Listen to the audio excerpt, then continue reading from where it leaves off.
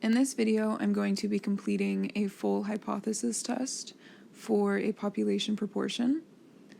And so this example here is giving us some information about a new operation for a procedure that restores the eyesight in people that were blinded from a certain disease. And so we know that the old method has a success rate of 30%. And so some hospitals took a sample of 225 of these new types of operations and found that 88 of them were successful. And so we have a sample size of 225, and we have 88 successes in that sample. And it's asking us if we can justify the claim that the new method is better than the old one at a significance level of 1%, so alpha equaling 0.01. So the very first thing we should do to get familiar with this is write out what P represents. So P in this example is going to represent the proportion of patients that recovered their sight.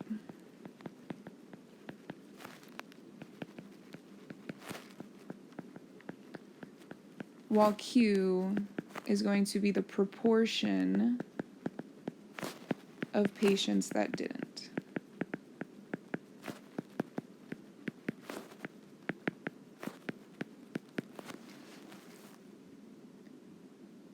So the very first thing that we should do after reading through the example and figuring out exactly what type of problem we're solving is to check the requirements. And so the first requirement is always to check that it is random. The second requirement depends on the population parameter that you are testing. And so essentially, since I'm testing the population parameter P, I know I'm going to be dealing with a p-hat distribution when I start looking at my sample statistics. And so I want to check that the p-hat distribution is normal. And I do that by checking that both n times p and n times q are greater than or equal to 10. And so in this case, we have that n is equal to 225, and p is equal to the population proportion of 0.30. And so when I do n times p, we do get a value greater than 10. Because p is 0.30, that means q is going to be 0.70, and again, when I do n times q, 225 times 0.7, I do get a value greater than 10. And so those two requirements are satisfied, which means that now I can use the normal curve to help me solve this problem. Now we can look at the null and alternative hypotheses for this problem. And so when you're first starting out with hypothesis tests, it's probably a good habit to construct a template for your hypotheses every time and then fill in the information. That way you don't miss any piece of the notation. So for instance, every single time, regardless of which type of hypothesis test I'm going to be conducting, my null hypothesis is H0 with a colon, and my alternative hypothesis is either HA with a colon or H1 with a colon. Either one of those works perfectly fine. And then what goes next is where you start to look at your problem. So these things that I just put down right here, these two things, that's how your null and alternative hypotheses should look for every single one of your hypothesis testing problems.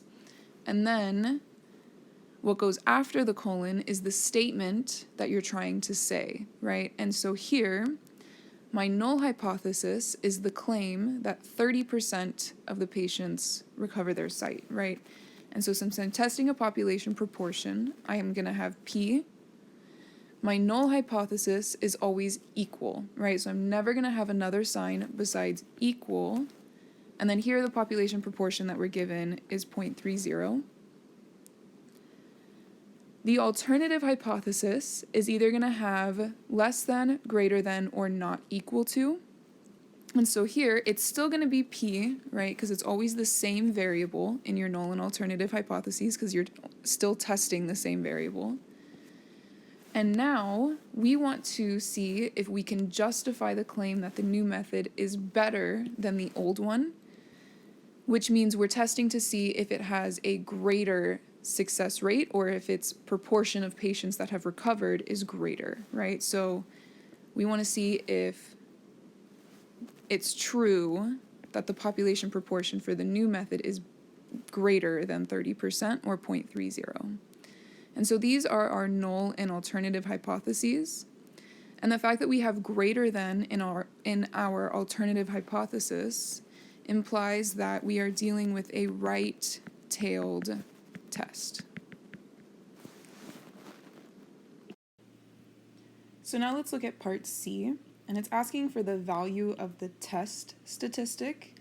And so remember, the test statistic is the z-score for the sample statistic. And so in this case, since we're testing the population proportion p, our sample statistic is going to be the sample proportion p hat, right? So here, we want to find the z-score that corresponds to the p hat that we're given, which means we're first going to need to find p hat. And so if you go back up and you read the problem statement, it tells us that 88 out of the 225 that went through the operation recovered their sight, which means that p hat is going to be 88 divided by 225. So here, p hat, 88 divided by 225, and that gives us roughly 0.39. Now keep in mind, this is not the test statistic, this is the sample statistic. And so now we're going to have to find the z-score that corresponds to this value of p hat on the standard normal curve. Before I calculate the test statistic though, there is one other thing that I want to point out when it comes to this 88 over 225. So up here earlier, I wrote that p was the proportion of patients that recovered. And so keep in mind, p is the population proportion. So that's specifically the population proportion of patients that recovered, while this p hat is going to be the sample proportion of patients that recovered. And this 88 right here, this is not the proportion, this is the number of people. So the number of patients that recovered versus the proportion of patients that recovered. So just be careful with the difference between these two things, right? P hat and p should always be decimals between 0 and 1 because they represent percentages, right? Okay, so now let's find the test statistic for this value of p hat. So we learned in an earlier section that the z-score associated with a value of p hat is going to be equal to p hat minus mu sub p hat divided by sigma sub p hat. And so this is the standard formula of z equals x minus mu over sigma. It's just now my data value, x, is the value p hat. My mean is going to be the mean of my p hat distribution. And then the standard deviation is just going to be the standard deviation of the p hat distribution. So what this means is that before I can find the test statistic, I'm going to have to find the mean and standard deviation for this distribution. And so remember, the mean of a p hat distribution is just equal to the population proportion. So this is just equal to 0.30. And the standard deviation of the p hat distribution is equal to the square root of p times q divided by n. And when you do this calculation, you should get 0.031. And so that's rounded. But now that we have the value for both the mean and standard deviation of this distribution, we can take them and plug them in. And so p hat is 0.39. minus mu, which is 0.30, divided by 0.031. And so remember, when you do this, to do the subtraction in the numerator first, so you get 0.09 divided by 0.031. And so when you do this, you get a test statistic of 2.903 and then some other decimals, and so I'll stop it here. And so this is the z-score that corresponds to our sample statistic. And so another way of interpreting this is our sample statistic of p hat equaling 0.39 is 2.9 standard deviations above the expected value of 0.3. So the next part of this example is to find the p-value. To help us visualize how we can do this, I drew this normal curve down here, and so the blue values are the z-scores for the standard normal curve, and then the red values are the proportions that go along with the distribution we're looking at.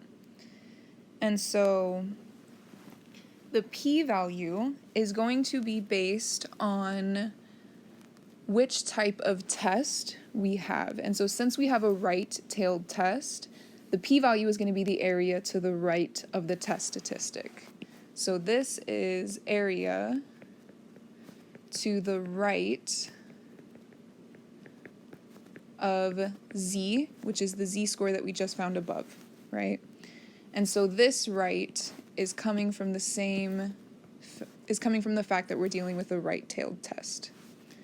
And so if I draw this on my normal curve, then this area right here is going to be my p-value.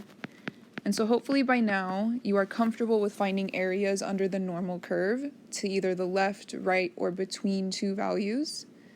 And so we're just going to be taking those topics and extending them into hypothesis testing.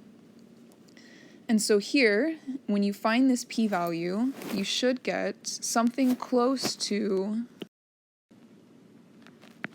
0.0019. And so that's rounded to 4 decimal places. So it's just an approximation, and you should be getting something near this. If you're using something that only approximates the area, then it might not be exact, but that's okay. So now to make a conclusion, we need to compare our p-value with the level of significance, or alpha, that we were given. And so for me personally, it's a lot easier to compare the p-value and alpha when they're given as percentages rather than decimals. And so I know alpha was equal to 0.01, which is equal to 1%. I know the p-value is equal to 0.0019, which is equal to 0.19%. And so clearly the p-value is smaller than alpha. So we have p-value is less than alpha. And whenever this is the case, we're going to reject our null hypothesis, H naught. Okay, so now let me show you exactly what alpha looks like on the normal curve. And so remember that it is the area of the critical region, where the critical region is the region of all of the unusual values, right?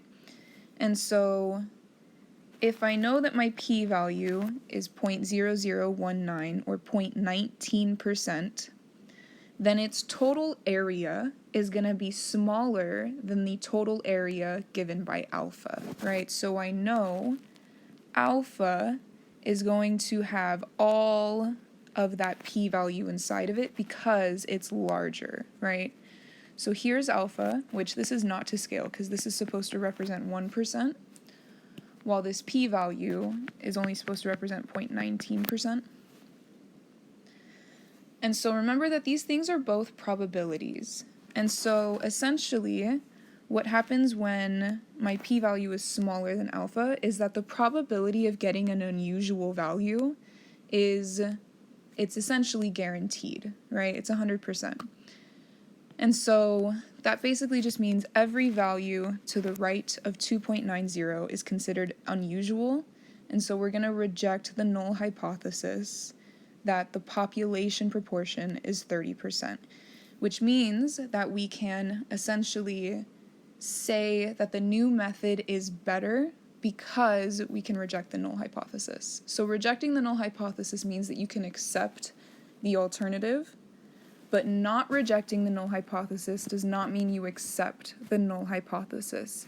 So you're never going to accept the null hypothesis.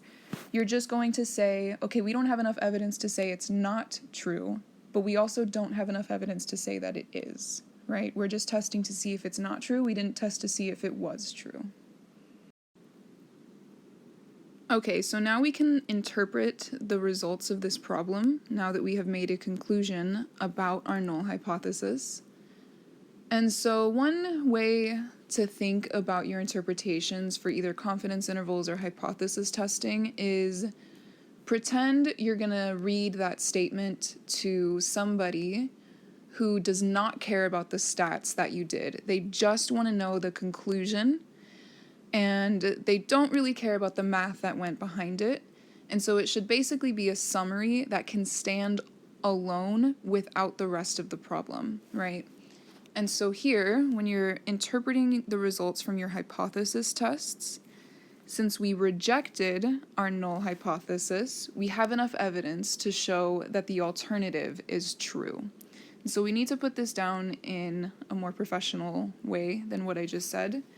And so we're going to say there is enough evidence, or there is sufficient evidence at the 1% significance level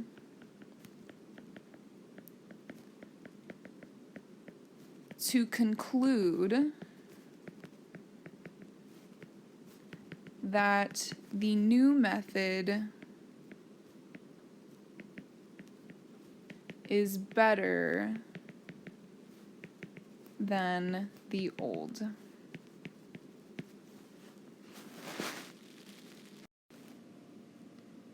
Now let me show you how to solve this problem using your calculator rather than solving all of these formulas by hand.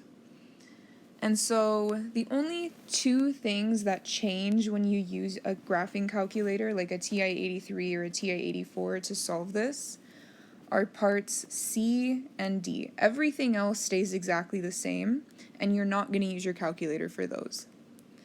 But for parts C and D, you can use the function in your calculator called 1 prop z test. And so let me explain this real quick. The 1 comes from the fact that you're dealing with one population, right? Because another option on your calculator is 2 prop z tests, and that's when you're comparing two different samples or two different populations. And so the 1 just means you're only dealing with one population parameter. The prop is for proportion, right? The z is saying that we can use the standard normal curve. Remember, z is always sort of paired with standard normal curve. And then test just means we're performing a hypothesis test.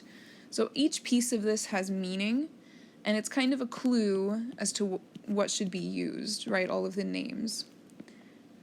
And so when you go and you look for 1 prop z test, so you get to this by just hitting stat on a TI-83 or 84, and then one of the 3 options at the top is tests. And if you scroll to number 5, that's 1 prop z test, and you just need to give it the information that you're told in the problem. And so we're told that P0 is 0.30. X is going to be, like I said earlier, it's the number of successes, and so here X is the 88 that we're given. It's the number of patients that recovered, not the sample proportion. And then our sample size N was 225. And then when you get to the 4th option, it says prop, and then it gives you 3 different options: not equal to P0, less than P0, or greater than P0. And this should match your alternative hypothesis. So because we wanted to test and see if the population parameter is greater than 30%, we should check this one on our calculator. So ignore these two and have the first one highlighted, or the third one, I'm sorry. And then once you hit calculate, you're going to get all the information that you need. And so it's very important that you know what those different variables represent, right? So the first variable that it gives you is z equals 2.98. And then it gives you p is equal to 0.0014. And so I'm not a big fan of how it gives you the p-value, because this right here is the p-value, but it makes it look like it's the population proportion, so just be careful with that. And then it gives you the value of p hat that we've already found to be 0.39, and then it spits out the sample size. And so this is the answer to part C, the exact answer to part C, and this is the exact answer to part D. So let's compare that to what I found when I did this problem by hand without using one prop z test. So I found a test statistic of 2.90, while the calculator found a test statistic of 2.98. What happened was that I did not round the standard deviation for the distribution to enough decimal places. And so when I calculated my test statistic using that sample or that standard deviation, it wasn't accurate enough to produce an accurate test statistic. And so if you were getting slightly different results than me while you were doing this problem, that's probably why. It's just a rounding issue.